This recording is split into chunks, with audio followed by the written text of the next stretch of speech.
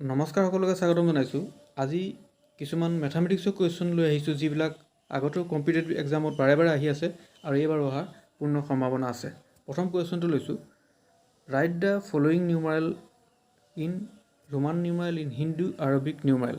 এক নম্বৰ অপশ্যনটো দিয়া আছে 129, ছেকেণ্ড অপশ্যনটো 124, চি ইজ 142 আৰু ডিটো দিয়া আছে 214। ইয়াৰ শুদ্ধ উত্তৰটো হ'ব অপশ্যন বি 124। প্ৰথমতে চাওঁ, চি মানে হ'ল 100, এক্স মানে হ'ল ইয়াতে দুটা এক্স আছে, তাৰমানে 10 দুবাৰ লিখিব লাগিব, তাৰপিছত আছে 4, এতিয়া প্লাছ কৰিব লাগিব, আনচাৰটো হ'ব 124।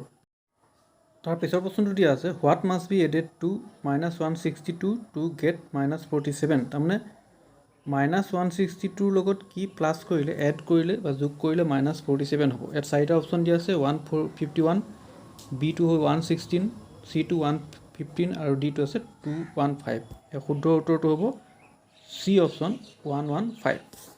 এনেকুৱা প্ৰশ্ন য'ত সোধা হয় যে এটা সংখ্যাৰ লগত কি যোগ কৰিলে আনটা সংখ্যা হ'ব, এনেকুৱা সংখ্যাৰ পিছৰটোৰ পৰা আগৰটো বিয়োগ কৰিব লাগে। ইয়াত -47ৰ পৰা -162 বিয়োগ কৰি 115 পোৱা গৈছে।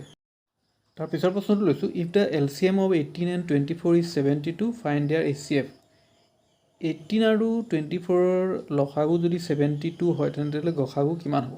এনেকুৱা প্ৰশ্ন দিলে ইয়াতে এটা ফৰ্মুলা ইউজ কৰিব লাগিব, LCM into HCF equal to product of the numbers. দুটা নাম্বাৰ মাল্টিপ্লাই কৰিব লাগিব আৰু LCM ইনটু HCF কৰি তাৰ যিটো দিয়া নাই সেইটো উলিয়াব পাৰি। ইয়াত চাৰিটা অপশ্যন দিয়া আছে, 8, 16, 6 আৰু 60।